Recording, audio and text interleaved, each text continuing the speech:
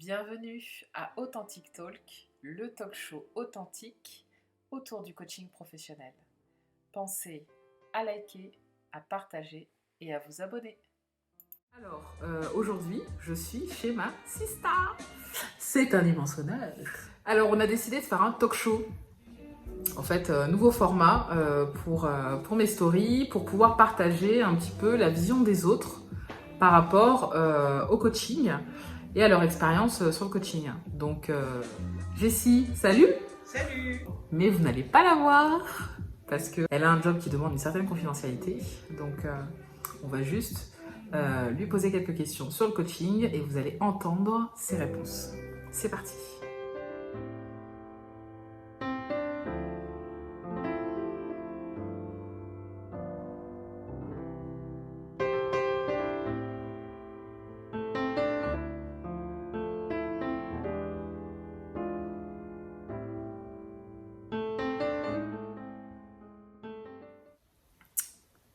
On se retrouve pour parler de son expérience avec le coaching. N'est-ce pas, Jess? Oui, bien sûr, je suis prête. Super. Alors déjà, pour commencer, Jess, quel était ton a priori au tout début quand je t'ai parlé de ce coaching? Qu'est-ce que tu as pensé? La première question que je me suis posée, c'est est-ce que ça va fonctionner? Ouais. Et pourquoi tu t'es demandé ça?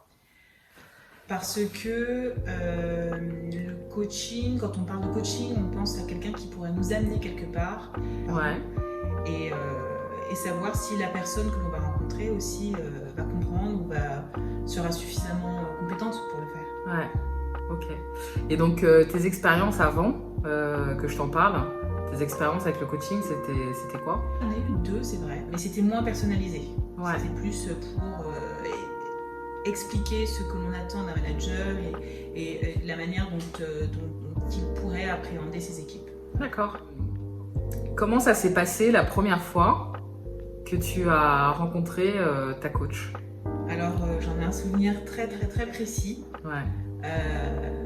J'étais très stressée. Ah ouais? J'étais du coup très émotive. Et surtout, je jaugeais énormément la personne que j'avais en face de moi. Ouais. Parce que je voulais savoir qui c'était, comment elle allait se comporter, ce que j'allais pouvoir ressentir, parce que finalement, c'est un dialogue entre deux personnes, donc j'étais pas à l'aise. Voilà. Ouais. Pour résumer, je n'étais pas à l'aise. Ok, alors justement, t'étais pas à l'aise, t'étais très émotive, un peu en stress, tu scrutais un petit peu ta coach comme ça pour savoir si ça allait bien se passer en fait. Ouais. Et alors, comment ça a évolué dans le temps, votre relation? Et comme elle a réussi à la fin de la séance à capter tout de suite le sujet qui pouvait être important pour moi, je pourrais même développer un peu plus sur sa personnalité, parce que moi ça m'a vraiment touchée. Ouais. Et ben voilà, j'ai trouvé que ça pouvait marcher, en fait, ça pouvait démarrer. Alors justement, quand tu dis voilà, que tu pourrais développer un peu sur sa personnalité, qu'est-ce que tu as ressenti si tu dois aller un peu plus loin et qui t'a mis à l'aise en fait? Parce que je comprends que finalement, à la fois, elle a su trouver les bons mots pour comprendre ta problématique et en même temps, sa personnalité t'a touché. Oui, parce que ce dont je me souviens, c'est que c'était une personne en fait très calme, Ouais. qui sait écouter Mm-hmm. parce qu'elle te regarde droit dans les yeux en fait. C'est pas quelqu'un qui est pressé, qui cherche à dire ce qu'elle a à dire et qui cherche à arriver à un certain résultat. C'est quelqu'un qui a suivi mon rythme, Ouais. qui a écouté tout ce que je disais avec beaucoup d'attention et qui a su à chaque fois rebondir. Et donc de sentir en fait qu'en face de moi il y avait une personne, comme elle le disait souvent en introduction, sans jugement,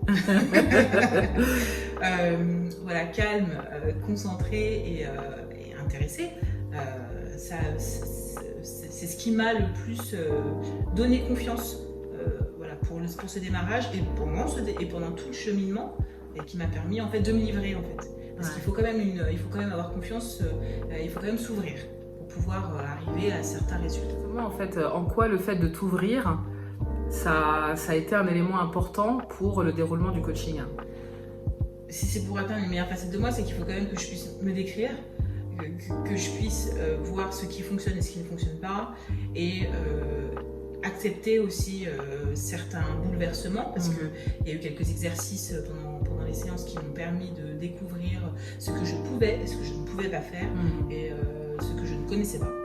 Et donc voilà, donc, dans tout ce cheminement, il y a forcément besoin de se dévoiler. Ok. Bon, on est déjà, on se sent, je sais pas ce que vous en pensez. Moi, je me sens déjà un peu dans le cocon, comme si j'y étais. On sent vraiment une atmosphère très réconfortante, très confortable. À chaque fois que j'arrivais à cette séance, j'étais dans une atmosphère calme, sereine, où je pouvais discuter des challenges que je n'avais pas réussi à relever pendant mon travail ou avec certaines personnes, voilà, quel qu'il soit. Et du coup, on prenait le temps d'en parler, d'y réfléchir, de trouver des outils qui servaient à la problématique qu'on avait définie à la toute première séance.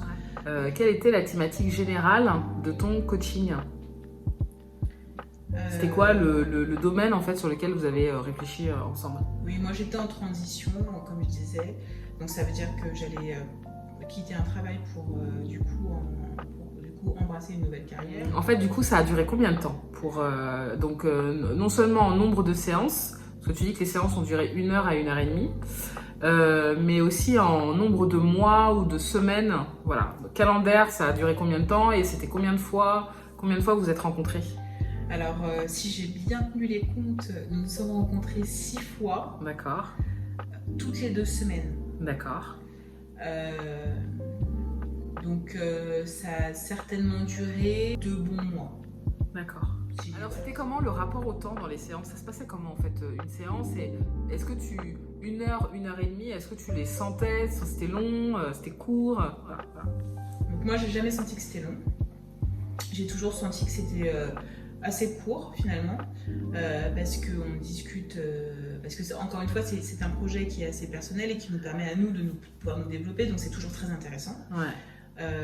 Et donc on se remémorait des séances d'avant, on discutait du coup de ce qui a été testé pendant les 2 semaines, et on essayait de trouver les nouveaux points d'amélioration pour la séance d'après. Donc il y a plusieurs phases, il y a des apports de l'une, des apports de l'autre, beaucoup de questionnements,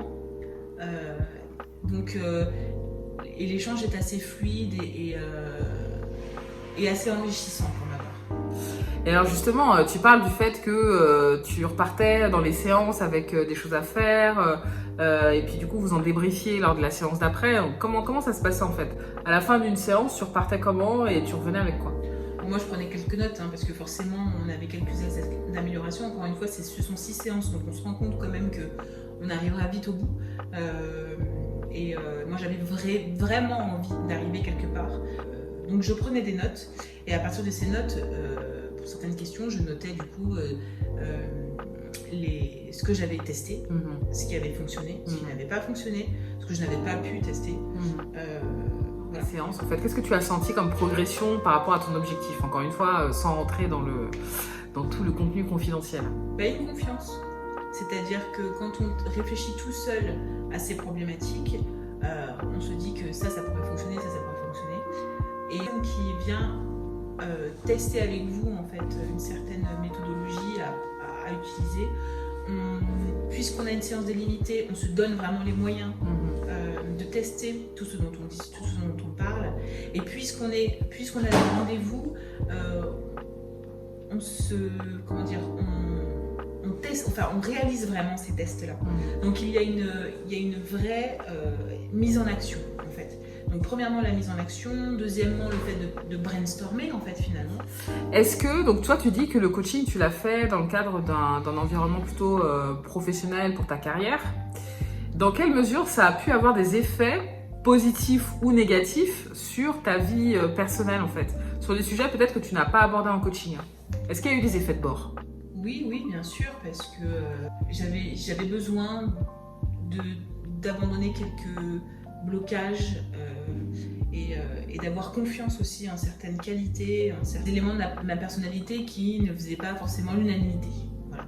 Donc essayer de travailler sur la confiance, on va dire, en soi. En fait, c'est beaucoup de confiance. Beaucoup de confiance en les idées qu'on veut mettre en place et surtout leur efficacité et leur intérêt. Ok. Bon, ok, donc tu dis ça a duré 6 séances. 6 séances pendant à peu près 2 mois. Qu'est-ce qui fait que vous avez choisi un rythme toutes les 2 semaines? C'est pour ne pas trop oublier non plus ce qu'on se dit d'une séance à l'autre, pour que les actions puissent s'enchaîner et surtout aboutir à quelque chose, aboutir à quelque chose de concret, sans s'éparpiller, parce que je pense que si les séances sont trop éloignées, on finit par oublier, penser à autre chose, voilà. Alors que là, on est quand même assez concentré sur l'élan qu'on a donné dès le départ. Et puis, je me suis aussi un peu laissée porter par la proposition du coach, qui m'a proposé à ce que ce soit toutes les 2 semaines, ce que j'ai naturellement accepté. D'accord. Ok. Alors, qu'est-ce que tu aurais vu comme point d'amélioration par rapport au coaching que tu as fait? Qu'est-ce qui aurait pu être mieux? Moi, je te dirais un seul peut-être point qui me vient en tête, c'est tester avec le coach certains points d'amélioration. Voilà. Se retrouver tout seul à essayer de tester ce dont c'est dit en séance, c'est compliqué parce que déjà on sort rarement et difficilement de sa zone de confort. Et donc du coup, ce que l'on sait, que l'on va aborder avec appréhension, se fait pas, ou se fait difficilement, ou se fait partiellement. Ouais. Voilà. Donc peut-être des mises en situation avec le coach, ça aurait été top. Ouais. Bon, super, merci pour ce feedback. Qu'est-ce que tu retiens de positif? Tout. La personne, les séances et puis le résultat. Alors justement, c'est quoi le résultat? Le résultat, c'est que déjà, j'ai trouvé un travail qui correspond exactement à ma personnalité. Et ce coaching m'a permis, au fur et à mesure, de redéfinir en fait ma recherche, quitte à ce qu'elle prenne un peu plus de temps que prévu, et du coup de me présenter avec un peu plus de confiance, et surtout d'aborder ce changement de cap avec plus d'assurance. Ça, c'était mon challenge. D'accord. Et donc, challenge? J'y suis, voilà. Donc, c'est encore en train de se faire. Donc, j'espère que ça portera ses fruits. C'est vrai que le travail que j'ai fait, normalement, c'est un travail qui devrait se voir sur la durée. Okay. Donc, là, par contre, il faudra revenir, je ne sais pas, dans 5 ans, peut-être, pour pouvoir en parler. Ok. Alors, moi, je voudrais te parler d'un dernier point, Jess, parce que justement, dans l'éthique du coaching, il y a cette notion d'autonomie et de responsabilité pour le coaché, c'est-à-dire pour toi, cliente.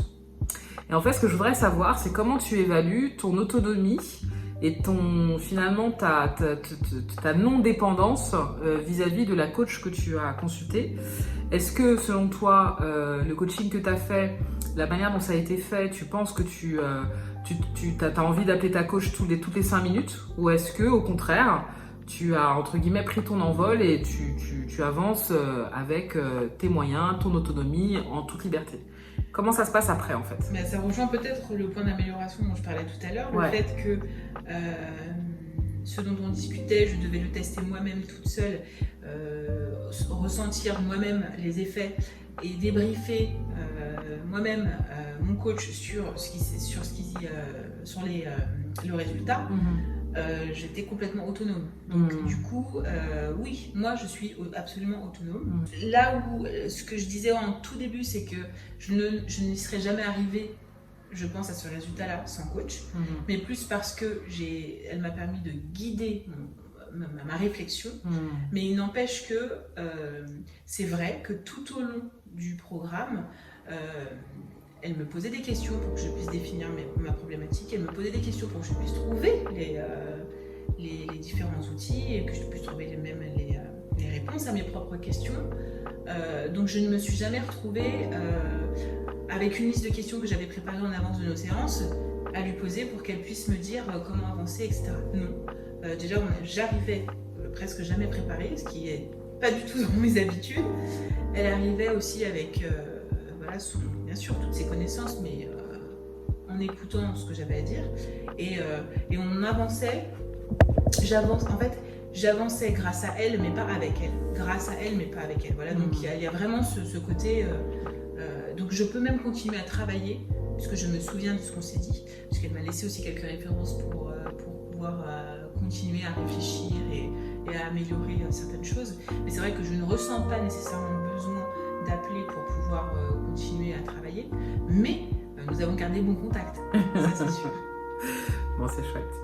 Donc, éthique bien menée et bien appliquée. Bravo Caroline. Big up à ma collègue. Alors, ok, dernière question, Jess, après. Je nous laisse, nous avons un super gâteau au chocolat à manger, je crois. Oui, c'est ça. Donc, on va y aller. Mais peut-être une dernière question. Quelles sont, avec le recul, quelles sont les compétences que tu reconnais à cette coach qui t'a accompagnée? Alors, moi, je dirais écoute, calme et intelligence. Ok, super. Bon, bah, à vous de choisir. Faire appel à une coach ou pas. Merci beaucoup, Jess. Avec plaisir. C'était comment ce talk show pour toi? Bah écoute, première, un peu, un peu déstabilisant, mais bon, malgré tout, très agréable. Bon, merci. En plus, on est chez toi, c'était sympa. On a bien discuté, je trouve que c'est chouette. Et la prochaine fois, on le fera avec nos cousines, parce qu'elles ont tellement de choses à dire. Vous allez voir. Allez, ciao!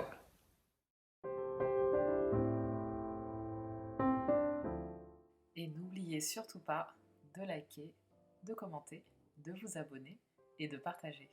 À très bientôt.